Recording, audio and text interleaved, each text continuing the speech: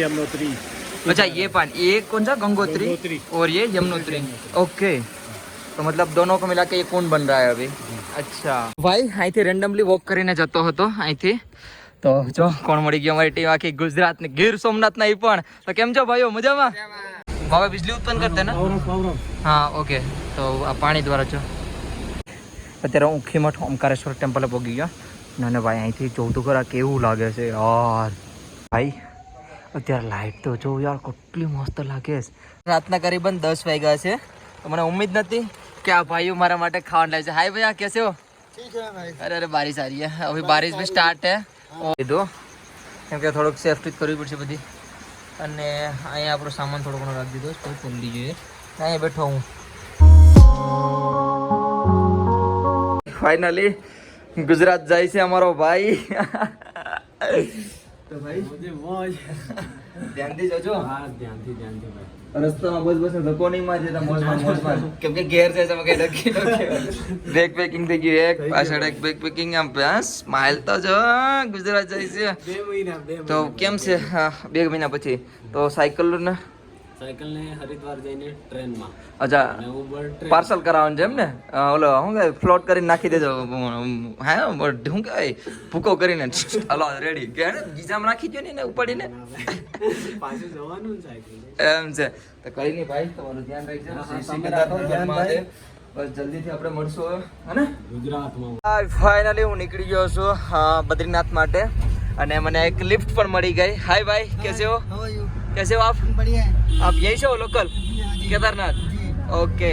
તો ભાઈ જાતા હતા ને મેં લિફ્ટ માંગી તો લિફ્ટ મળી ગઈ છે. ભાઈ આગળ સુધી જાય છે તો કંઈ ખબર નથી, અને અત્યારે કેટલા વાગ્યા ક્યાં સુધી જાય છે એ તો ખબર નથી, બટ અત્યારે 11:40 થઈ ગઈ.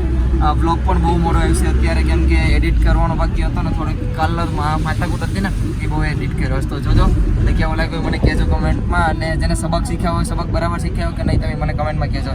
તો જઈએ જ છે અહીંથી ફાટા સાઈડ જઈએ જ પહેલાં, અને અહીંથી હું બદ્રીનાથ સાઈડ જાઉં છું. જોઈ લો અત્યારે લોકેશન બહુ મસ્ત છે ભાઈ વ્યૂ.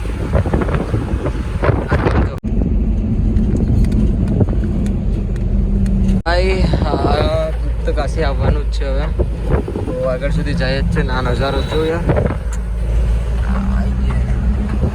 ઓ કેમ છે બાકી? ઓ મસ્ત છે નહીં? તો ભાઈ હું ગુપ્ત કાશીમાં આવી ગયો છું અંદર આ સાઈડ, અને હું જાઉં છું અહીંયા વિશ્વનાથ મંદિર છે, તો અહીંથી ગેટ છે મેન. તો અહીંથી 200 મીટર દૂર છે. બાપરે પગથિયા ચડવાના છે. કાલે જ હજી ઓલા પરથી ત્રોસ કેદારનાથથી અહીંથી જવાનો જ રસ્તો હશે.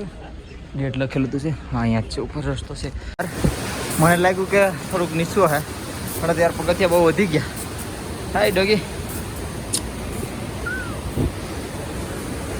બહુ ઊંચું છે નહીં?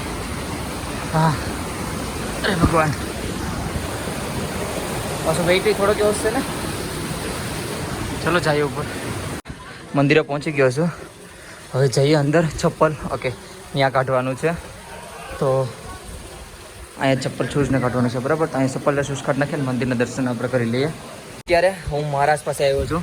મહારાજ જો કે કાશી એ કોણ? ગુપ્ત કાશી. હા ગુપ્ત કાશી મંદિરના સેવા કરે છે. તો 12 ज्योतिर्लिंग में केदारेश्वर एक ज्योतिर्लिंग है। उस ज्योतिर्लिंग में अंतर्गत ही इस क्षेत्र को गुप्त काशी कहते हैं।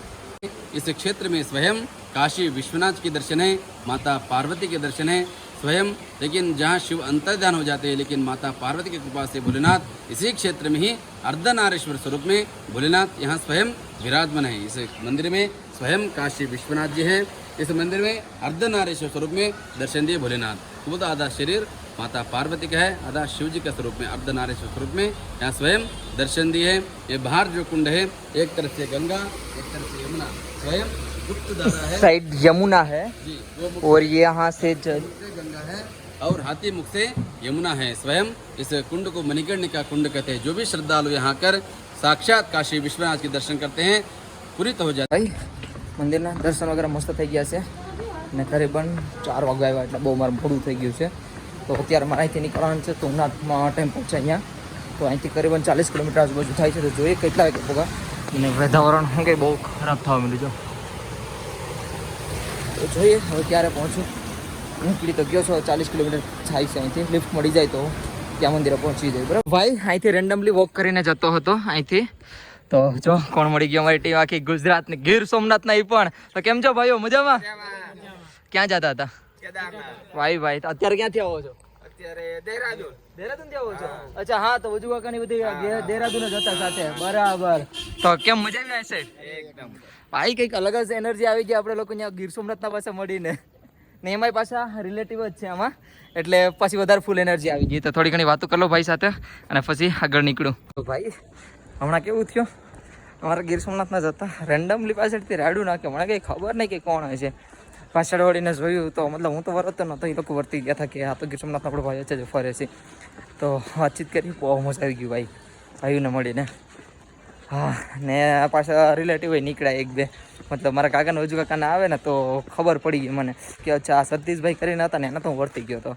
તો બાકી બીજા નહોતો વળી તો વાયણથી આવ્યા હતા સતીશભાઈ તો કંઈ નહીં મજા આ બ્લોગ જોતા હોય તો તમારે તો મળી બહુ મજા આવી ગઈ ભાઈ કંઈક અલગ જ એનર્જી આવી ગઈ ભાઈ અમારા ગીર સોમનાથના મેળા વાવ કેટલું મસ્ત દેખાય નહીં પાણી આમથી આવે છે સાઈડ ત્યાં વીજળી હા કરંટ વીજળી ઉત્પન્ન કરતા લાગે એ લોકો એટલે એવી રીતે પાણી આવે છે ત્યાંથી બાપુ જ છે वहाँ पे बिजली उत्पन्न करते हैं ना सर वहाँ पे बिजली उत्पन्न करते हैं वहाँ पे बिजली उत्पन्न करते हैं ना हाँ ओके तो આ પાણી દ્વારા જો એટલું બધી કેમ વાઇટ વાઇટ દેખાય હા હવે દેખાનું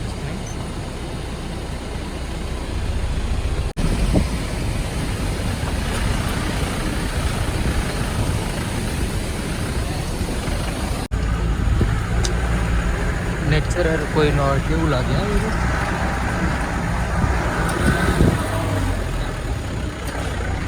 તો અત્યારે હું જાઉં છું અહીંથી તુંગનાથ અહીંથી બદ્રીનાથ થઈ અહીંથી સીધું જવાય રુદ્રપ્રયાગ ગામથી જવાય અને સોપાટી અહીંયા સોપતા અહીંથી જવાય સીધું 35 કિલોમીટર તો આપણે આ રસ્તો નથી જવાનો આ રસ્તો સાઈડ જવાનું છે અહીંથી જઈએ ચલો ભાઈ જે મને વિચાર હતો એ જ થયું કે મને લિફ્ટ નહીં મળે તો અત્યારે એમને એમ જાઉં અને લિફ્ટ મળતી નથી ખાલી એમને એમ જાઉં હેલો કમસે કમ મને અડધી પોણી કલાકથી હાલું અત્યારે હું ખીમઠ ઓમકારેશ્વર ટેમ્પલે પહોંચી ગયો અને ભાઈ અહીંથી જોઉં તો ખરા કેવું લાગે છે યાર જેટલું વિચાર્યું હતું એનાથી પણ બહુ ભાઈ ખતરનાક લાગે છે તો ચલો ત્યાં સાથે જઈએ અને દર્શન કરીએ અને હિસ્ટ્રી ત્યાં જોઈને જાણીએ હવે મને બી નથી ખબર ત્યાં હિસ્ટ્રી શું છે પણ હવે ત્યાં જોઈએ વાંચીએ અને પછી આપણે એકબીજાને શેર કરીએ આપણે બધી એક આરે સમજશું હિસ્ટ્રી બરાબર ને કેમ કે આ ઉત્તરાખંડમાં કમસે કમ 512 ટેમ્પલ છે તો વિચારી લો તમે ચલો હું ત્યાં જાઉં ઓહ ડિઝાઇન તો જો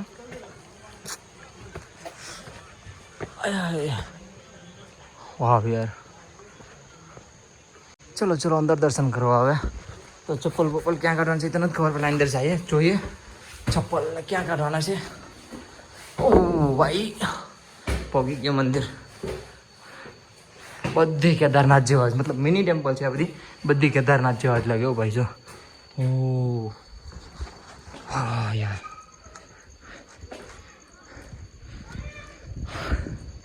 હા અહીંયા કંઈક છે દુકાન ને બધું લાગે चलो अंदर साथे पहला दर्शन करिए પછી વાતો કરીએ પછી દર્શન કરી લે અંદર ये भगवान ओंकारेश्वर है। यहाँ पर राजा मानदाता ने और 12 वर्ष तक एक पाँव से तपस्या की थी। तब भगवान ने शंकर भगवान ने ओंकार के रूप में यहाँ पर दर्शन दिए थे, इसलिए यहाँ पर ओंकारेश्वर है। फिर यहाँ पर पंच केदार के नाम से भी जाना जाता है। केदारनाथ, मधमेश्वर, तुंगनाथ और रुद्रनाथ। फिर यहाँ पर भगवान केदारनाथ और मधमेश्वर की गद्य स्थान है। इसी स्थान पर भगवान आते हैं और यहीं से प्रस्थान करते हैं। ओके तो भाई कहानी તમે સાંભળી લીધી મંદિરની એટલે હું ખુદ ન બોલું આપણા મોઢેથી મતલબ આ કહાની સારી ન લાગે એટલે મેં સ્વયં પૂજારીજીને જ કીધું કે તમે કહી દો બરાબર ને તો જોયું તમે કહાની ચલો આ મંદિરને પણ આપણે બાય બાય કહી દઈએ દર્શન કરી લીધા છે અંદર ફોન અલાઉડ નહોતો તો પણ થોડું ઘણું અહીંથી બહારથી બતાડી દો અત્યારે રોકાવાનું પણ નક્કી થઈ ગયું છે હું અહીંયા ઓમકારેશ્વર મંદિર છે ત્યાં જ રોકાવાનું છે આની જસ્ટ પાછળ એક જગ્યા છે હું તમને ત્યાં આજ ટેન્ટ નાખવાનો છે કેટલા દિવસ પછી તો હું ત્યાં પાછળ નાખવાનો છે તો જોઈએ હવે અત્યારે આરતી વારતી અહીં થવાની છે તો આરતી કરીએ અને પછી સાઈડ નીકળી અહીંથી રસ્તો છે ભાઈ અત્યારે લાઇટ તો જો યાર કેટલી મસ્ત લાગે છે હમણાં લાઇટ કરી वाह यार गोल्डन आ भी नजारो बहुत मस्त है बहुत प्यारो नजारो है यार भाई लॉन्ग टाइम પછી પાછો ટેન્ટમાં આવી ગયો છું જો આપણું ટેન્ટ દેખાય જ નહીં અંધારામાં પણ લગાવી દીધું છે મંદિરની બાજુમાં તો હવે હોવાની તૈયારી વિડીયો એડિટ કરી નાખું અને કાલ ટ્રાય કરું ક્યાં સુધી પોગાઈ બદ્રીનાથ સાઈડ જ જાઉં છું મતલબ જેટલું વેસ્ટમાં આવે એટલું આપણે ફરતું જવાનું છે તો ચલો આ વિડીયો પૂરો કરી નાખું આઈ હોપ બધીને મારો વિડીયો પસંદ આવ્યો હશે પસંદ આવ્યો હોય તો લાઈક શેર અને સબસ્ક્રાઈબ કરીને જજો મળીએ છે કાલે કંઈક અટપટા વ્લોગમાં thank you so much for watching bye bye Radhe Radhe Har Har Mahadev Mahadev જય શ્રી કેદાર તો ભાઈ આ જોઈ લ્યો અત્યારે રાતના કરીબન 10 વાગ્યા છે તો મને ઉમ્મીદ નથી कि आप भाइयों हमारा माटे खान लाए। हाय भैया कैसे हो? ठीक है भाई। अरे अरे बारिश आ रही है अभी बारिश भी स्टार्ट है और मुझे खाना देने के लिए आया। थैंक यू सो मच भैया। आपका नाम क्या है? अशोक नाम है मेरा। और आपका? हमारा नाम कमल कुमार है। अच्छा तो अभी तो बारिश भी चल रही है चालू बारिश में देखो खाना देने के लिए आए भैया थैंक यू सो मच। 10:30 થઈ ગઈ મને ખાવાનું દેવાયો બસાડા એક અંદરથી એમ થાય કે યાર શું કહું યાર મેં માંગ્યું નથી છતાં યાર ઉપર હું સદ ઉપર છે હું તમને દેખાડું ક્યાં હું તો જ નહીં અત્યારે ટેન્ટ નાખ્યું અત્યારે મારો ઇમોશનલ જોશ ને તમે હું એટલી ભીખ લાગી હતી ને અમે જવા જ પણ ભગવાન ભીખો ન હોવા દે हर हर महादेव जय श्री केदार। पहले मेरे टेंट की हालत देख लीजिए क्या हो रही है जी देखिए भाई बुरी तरह से फंस चुका हूँ अभी रात के करीबन 12 बज रहे हैं और यहाँ पे इतनी तेज़ बारिश हुई है ना देखो मैं अंदर रेनकोट पहन के बैठा हूँ आप सोच सकते हो कि क्या हालत हुई होगी।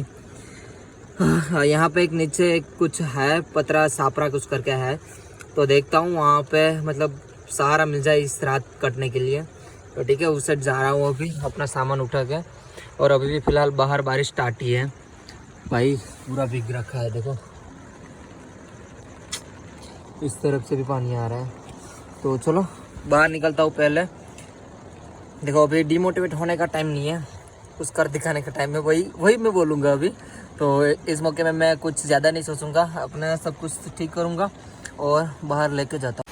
तो भाई અહીંયા અંદર ટેન્ટ લઈ લીધો કેમ કે થોડુંક સેફટી કરવી પડશે બધી અને અહીંયા આપણો સામાન થોડો ઘણો રાખી દીધો પછી પલડી જોઈએ અહીંયા બેઠો હું હવે અહીંયા હોઈ જાઉં લાગે તો આને પેલા હોઈ જાય આપણે કંઈ ફરક પડવાનો છે નહીં બરાબર ને આપણે ગમે ત્યાં હોઈ જાય ચલ મેન ज़्यादा सोचने का नहीं सो जाना तो भाई હવે અત્યારે હોઈ જાઉં નહીં ધરાવીશ મને તો चलो bye bye Radhe Radhe good night good night good night.